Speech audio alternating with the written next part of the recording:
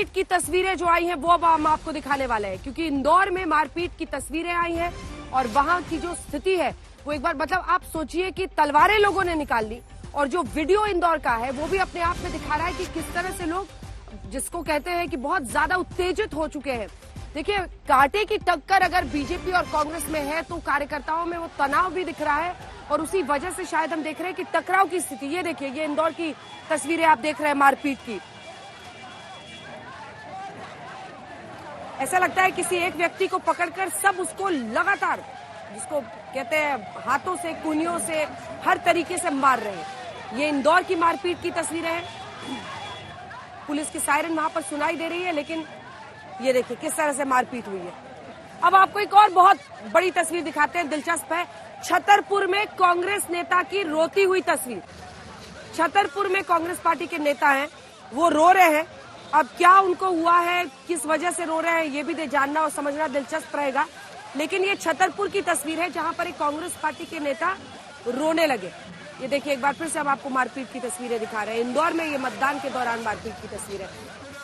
दोनों ही तरफ से इतना ज्यादा जिसको कहते हैं उत्तेजना है और उसी की वजह से मारपीट की ऐसी तस्वीरें आ रही हैं। ये इंदौर में मतदान में मारपीट की तस्वीर है। हमारे भाई का कत्ल कर दिया गया और प्रशासन मूक बैठा हुआ है। हत्यारों को मेरी जनता से अपील है कि ऐसे हत्यारों को वोट ना दे। मेरी जनता से, राजनगर विधानसभा की जनता से अपील है, ऐसे हत्यारों को वोट ना दे जिन्होंने मेरी आंखों के सामने मेरे सलमान भाई को गाड़ियों से कुचल डाला।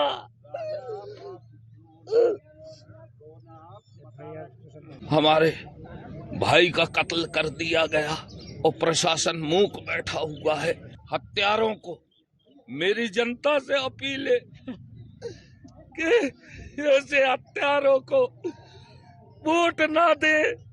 मेरी जनता से, राजनगर विधानसभा की जनता से अपील है, ऐसे हत्यारों को वोट ना दे जिन्होंने मेरी आंखों के सामने मेरे सलमान भाई को गाड़ियों से कुचल डाला।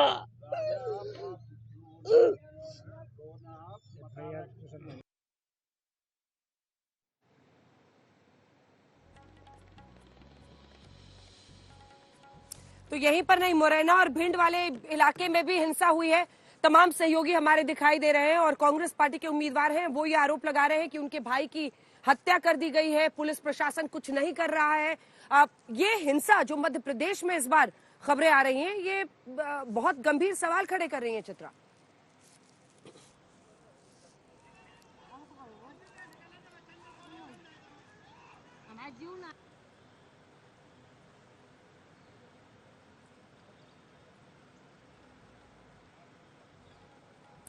कई सवालों को यहाँ पर खड़े करते हुए और यकीनन ये चिंता की बात भी है। नेहा जहाँ से छत्तीसगढ़ से जुड़ी हुई है, वहाँ पर नक्सल हमले की खबर सामने आई। इंदौर में जहाँ पर मौजूद है सईद अंसारी, वहां से भी खबरें, जबलपुर से भी खबरें सामने आई जहाँ पर अर्पिता की मौजूदगी है। लेकिन आपको बताते चले कि जिस ग्वालियर चंबल रीजन में इस वक्त मेरी मौजूदगी है, यहाँ से ही सटी हुई मुरैना जिला है और वहाँ की दिमनी सीट पर भी, जहाँ से कृषि मंत्री चुनावी मैदान में है, वहां पर जबरदस्त हिंसा हुई है, जिसकी तस्वीरें भी इस वक्त अपने दर्शकों को दिखा रहे हैं। और मुरैना जिले की आपको बताते चले, दिमनी और जौरा, इन दोनों ही विधानसभा सीटों पर जबरदस्त तरीके से हिंसा की खबरें निकलकर सामने आई। हालांकि बाद में वहां पर केंद्रीय बलों की ओर से और फिर पुलिस बलों की ओर से स्थिति को शांत कराने की कोशिश की गई, जिसमें कामयाबी भी मिली। शांति से इस वक्त वहां पर मतदान चल रहा है, लेकिन छिटपुट हिंसा की खबरों के कारण आपको बताते चले जो वोटिंग पैटर्न है वो प्रभावित होता है। यही कारण है कि एक अलग तरह का फ्लक्चुएशन भी देखने को मिल रहा है। कहीं पर ज्यादा वोटिंग हो रही है तो कहीं पर बेहद कम वोट प्रतिशत की भी खबर सामने आई है। रवीश पाल सिंह मेरे सहयोगी इस वक्त हमारे साथ जुड़ चुके हैं। रवीश, आपके पास आते हुए, चाहे मुरैना हो, भिंड हो, अलग अलग तमाम हिस्से, इंदौर 4 का विधानसभा हो, कई जगहों से हिंसा की खबरें सामने आई हैं। लेकिन अच्छी बात यह है कि दोपहर 3 बजे तक का जो आंकड़ा है वोट प्रतिशत का, वो बताता है कि 60% से ज्यादा जनता मतदान कर चुकी है। क्या यह माना जा सकता है कि 2018 में जो 75% वोटिंग हुई थी मध्य प्रदेश में, इस बार इस रिकॉर्ड को एमपी की जनता तोड़ने वाली है?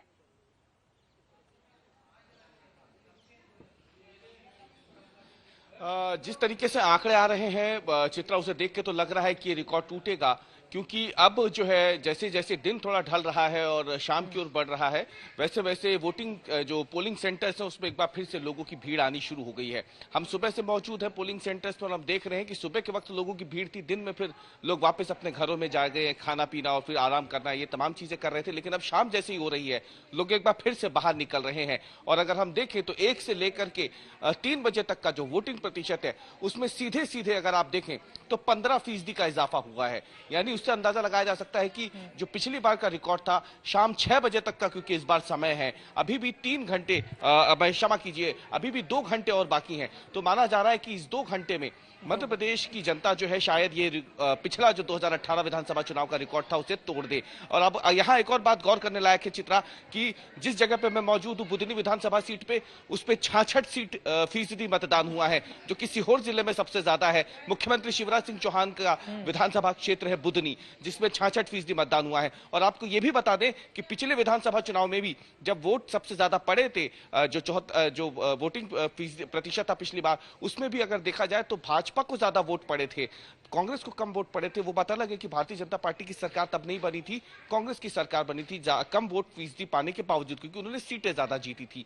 अब इस बार देखना यह है कि ये जो वोटिंग पैटर्न अब तक बता रहा है उसके मुताबिक किस तरीके से नतीजे जो है वो 3 दिसंबर को बदलेंगे, क्योंकि उससे फिर ये साफ हो जाएगा। बिल्कुल, ये जो वोटिंग पैटर्न है वो क्या बताता है, हालांकि इसको समझना बड़ा मुश्किल है रवीश। एक आंकड़ा मैं दूंगी जिसके जरिए हमारे दर्शक समझ भी पाएंगे, लेकिन बुधनी में ज्यादा मतदान हुआ है। मुख्यमंत्री शिवराज सिंह चौहान का वो गढ़ है जिसका आप जिक्र कर रहे हैं, लेकिन विक्रम मस्ताल जो युवा चेहरे हैं, कांग्रेस पार्टी के एक्टर हैं, वो कई फिल्मों में काम किया है। हनुमान का किरदार रामायण में उनकी ओर से निभाया गया है। जब उनका इंटरव्यू करने में बुधनी गई थी तो जबरदस्त तरीके से अपनी जीत की वो बात कर रहे थे। तो हनुमान जी वहां पर शिव को चुनौती देने के लिए पहुंचे, लेकिन बुधनी में जबरदस्त तरीके से कम मतदान की खबर सामने आ रही है। अर्पिता, मैं आपके पास आऊंगी, जरा ये वोटिंग पैटर्न है उसको समझना जरूरी है। अब तक 60.38% वोटिंग दोपहर 3 बजे तक हो चुकी है। 3 घंटे के आंकड़े और जुड़ेंगे, जिसके बाद माना जा रहा है एक बड़ा उछाल देखने को मिलेगा। लेकिन यहां पर 2003 में जब बीजेपी की सरकार बनी थी तो 67.25% वोट पड़ी थी। उसके बाद 2008 में फिर बीजेपी की सरकार बनती है, वोटिंग प्रतिशत बढ़ता है, 69% से ज्यादा वोटिंग होती है। 2013 में फिर बीजेपी की सरकार बनती है और उछाल आता है, 72% वोटिंग होती है, उससे ज्यादा। 2018 में कांग्रेस की सरकार बनती है, वोटिंग प्रतिशत तकरीबन 3% बढ़ता है, 74.09% हो जाता है। इस बार की स्थिति क्या बताती है और जबलपुर के और कौन से मुद्दे हैं, अभी तक का वोटिंग पैटर्न वहां का क्या इशारा कर रहा है, अर्पिता, जिसके बारे में दर्शकों को आप जानकारी देंगी? बिल्कुल चित्रा, देखिए यहाँ पर दिलचस्प इसलिए है क्योंकि बयानबाजियां ऐसी आ रही हैं जो एक इंटरेस्ट जनता में भी पैदा करती हैं। वो ऐसी बयानबाजी जिसमें आप देखिए छत्तीसगढ़ में उदाहरण ले लीजिए कि बाप तो बाप होता है। अब कमलनाथ दरअसल अपने बयानों से भी चर्चा में रहते हैं और इस बार शिवराज सिंह चौहान को लेकर वो बयान दे रहे हैं। ये कह रहे हैं कि शिवराज सिंह चौहान चुनावों के बाद मुंबई जाएंगे। और मुंबई किस चीज के लिए जाएंगे? मुंबई जाएंगे वो एक्टिंग करने के लिए, क्योंकि उनका कहना है कि 3 दिसंबर के बाद उनके पास कुछ करने के लिए बचेगा नहीं और इसलिए अब शिवराज सिंह एक्टिंग की तरफ अपने कदम बढ़ाएंगे। यानी सीधे तौर पर हुंकार ये भर रहे हैं कि इस बार कांग्रेस की सरकार बनने जा रही है। वो उनके अपने दावे, चुनाव से पहले हर तरीके के दावे होते हैं, लेकिन आज का दिन तो जनता का दिन है और किस तरह वो निशाना साध रहे हैं, सुनिए जरा।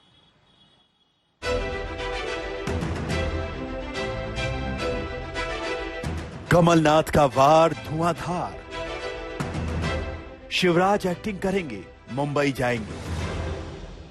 अब कलाकार हैं, कोई ना कोई एक्टिंग करेंगे, कोई ना कोई कलाकार करेंगे और कलाकारी करेंगे और अब बेरोजगार नहीं होंगे कि इसके बाद ये एक्टिंग करने बंबई जाएंगे, मध्य प्रदेश का नाम रोशन करेंगे।